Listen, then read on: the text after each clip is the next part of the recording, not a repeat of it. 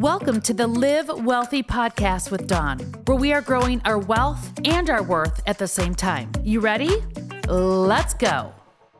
My name is Dawn Dahlby. I'm a certified financial planner and a behavioral financial advisor.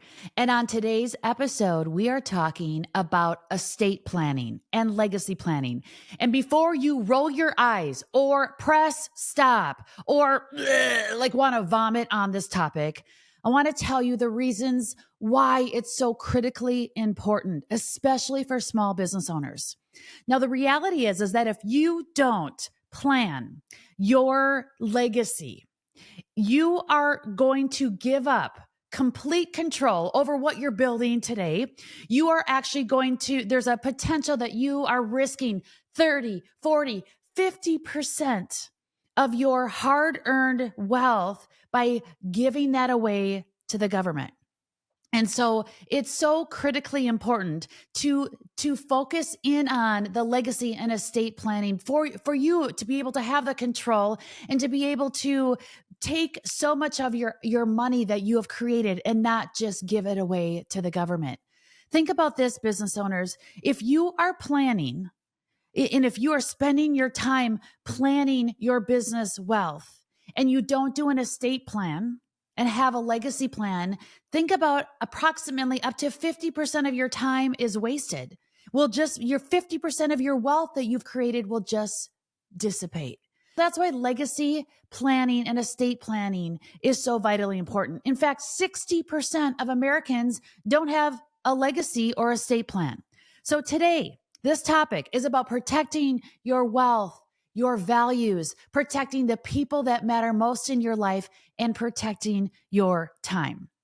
Because as small business owners and as a people that have created so much wealth in our life, we have sacrificed a lot of our time. We sacrifice our energies and our time so we can have financial freedom in our life. But we don't create financial freedom if we don't have an estate plan. And most Americans, 60% of us don't have estate plans because we're avoiding it. Why do we avoid it? Because the topic is overwhelming. It's emotional. And to be quite frank with you, it's complicated and it just sucks. However, the truth is that if you don't plan your legacy, the government will. And it will not reflect your values. So today, I'm going to break down exactly why you need legacy planning. And it's not just about having the right documents in place. It's about designing the life and the legacy to protect your wealth, your wishes, and to protect your time that you are utilizing to create your wealth and to protect the people that matter most. What goes into this estate plan and legacy planning? Because it is kind of different. The estate plan is just the documents, and we all need the legal documents in place. But the legacy planning that you should be doing with your wealth advisor really talks about how you want to, when I say legacy planning, it's how you want to leave your legacy. But what it does, it reflects your beliefs. It reflects your values and how you want to intentionally pass on your wealth to your heirs. So why is this important? Like I said, it's because it gives you control. There's so many things in life that we can't control. And the things that we can control, we avoid doing the work. And yes, it sucks to put together an estate plan and to take all the time that it takes in the thinking and the strategy to do it. But I'll tell you what sucks more is the consequence of not taking control of your finances and your legacy plan. Okay. It's overwhelming. It's complicated. So many of you think, well, I've done the estate plan. I have the documents in place, and you think you're okay. You think just a will is okay. But there's so much that goes into this legacy planning. Like I said, it's not just the estate documents. It's about, making sure you have a trust in place. If you want control and privacy around your assets, you don't just have a will, but you need a trust in place. What about beneficiary planning? What about tax planning along with your estate plan? What about those family conversations? In fact, I want to tell you a personal story. Like I right now am doing, look at this. I'm doing my estate plan for the second time over the last 20 years. I did my estate plan when I first had my children, and now I'm updating my estate plan because my children are adults and I have a big, healthy, wealthy business that continues to produce a lot of income, and the valuation of my business is significant. And so I needed to update my estate plan. Now, here's the reality of it. When you update your estate plan and think about it as the documents and think about it as the legacy plan of how you want to incorporate these documents into your values, your beliefs, and support your family and take the pressure off your family from not having this in place. Like I said, it sucks to do this work, but what sucks more is the pressure you're going to put on your heirs by not doing this work. So it's a lot. I just want to share from my personal perspective, someone who has been in the industry, the wealth building industry, for 2.5 decades, and how complicated it still is for me, but why we go through this process and all the things that are involved. First and foremost, what's involved? Well, you have to find an estate planner, one that is not going to rip you off, right, and charge you too much, because there's so many estate planners out there that overcharge you for the work, right? So you have to find one that's affordable, and then you have to communicate with that estate planner, get a little education on all of the things, all the terminology, like who's the executor, the trustee, what's the difference? Do you need a will, a trust, all of the things, right? So you have to kind of be educated with this estate planner. Then you have to take all of their questions that they're asking you and create your asset documents, like gather all of the information around all of the assets that you have. And then you have to, if you're married, you have to meet with your spouse and then talk about all of the what ifs, right? Like what's going to happen in the event that we're disabled? What's going to happen when, not the what ifs, but when we pass away? How are we passing on the assets to our children or our heirs?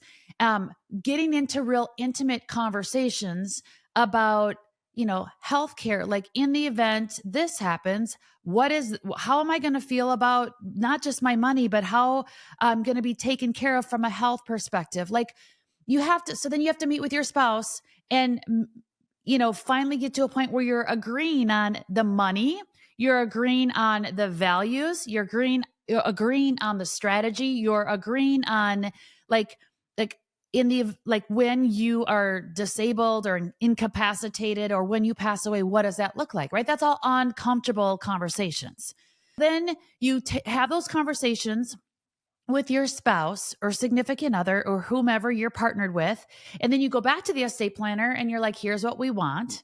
And then you get even more confused because of the language that they're using. And even if you have a business asset, like these, you're a small business owner, and then you're like, oh, like not just do I have assets sitting in an investment account, but now I have this business that I got to figure out, how am I going to pass this business to my children? Do they become owners of the business, or do they sell the business? Or it's really, really complicated. Okay. But then you decide all of this, if you have a spouse and yourself, how the business asset would be distributed. Then you get this from the estate planner. This is the actual documents. And then it has all of these tabs, a million things. And what you need to do is you have to have all of these documents notarized and witnessed by 2 unaffiliated people. So you have to go and have these documents notarized. And if you're smart with your planning, what you would do is if you start with your planning and you have children, guess what else you need to do? You need to have some of their documents notarized. I personally, my husband and I have our children look like their medical documents. Now that they're adults, if something happened to them and they were in a car accident or got hurt and they went to an emergency room because they're 18, if I don't have a legal document notarized and signed by them, then I wouldn't have access to any of their, like, what's going on with them, right? If they're in an emergency situation and I won't have access. So I have to have my own personal documents notarized. And then I have to have my kids go with us to make sure that the documents, like these healthcare medical documents, are also notarized and signed by them so we can have access. Like, it's a lot, right? So you have the documents finally notarized. Then what you have to do, you have to go and what's called funding the documents. You have to fund the trust. You have to fund the estate plan. How do you fund it? Well, you actually have to go and change the beneficiaries with your financial advisor.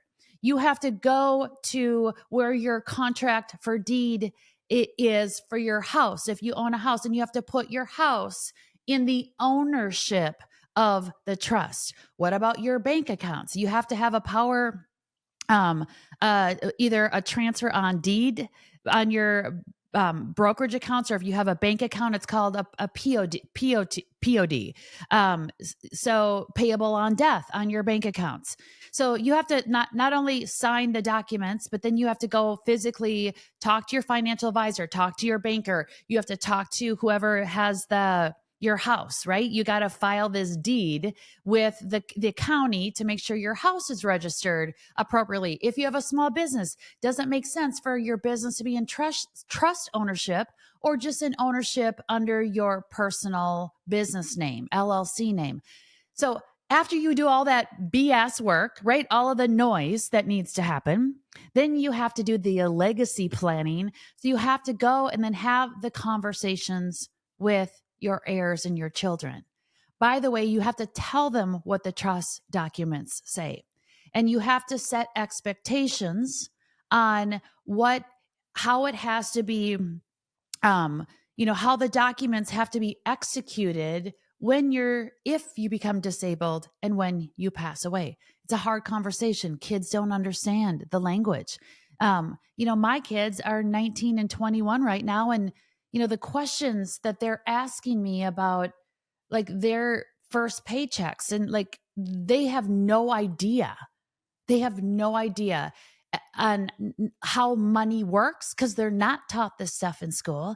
And then you have to explain these complicated, you have to have these complicated conversations with your children when they're on things that they don't even want to talk about, like the passing of you or all of the things. So it's hard. Okay.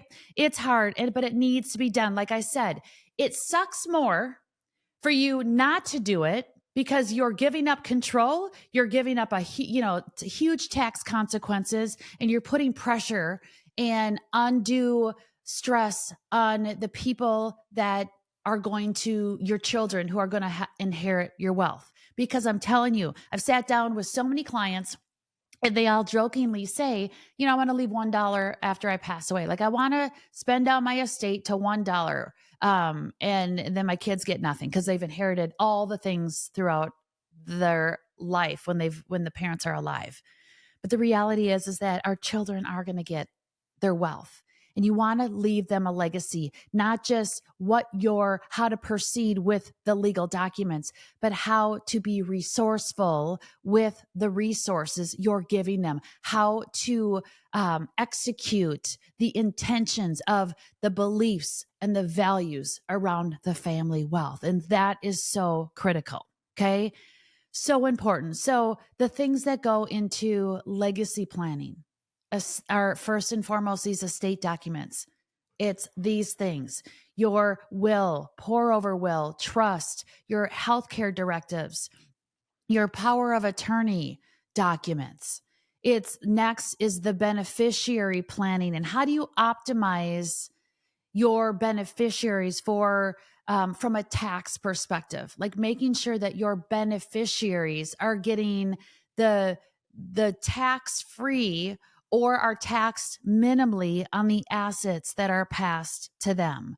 It's about this legacy planning is what you're doing today while you're still alive to make sure that you're optimizing your wealth. Like, are you doing Roth conversion strategies and where is, it all comes down to taxes. Like, who's going to be in the higher tax bracket, your kids or are you?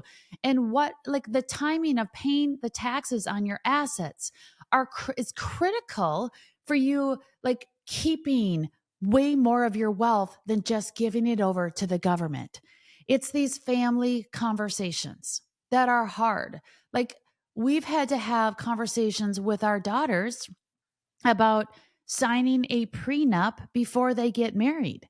Because if they don't sign a prenup and they commingle their inherited assets with their future spouse, and if they get divorced, their money, this money that they've inherited through our bloodline, could actually go to their ex-spouse's future second wife and their kids. Like, yuck, like, right? This is not okay.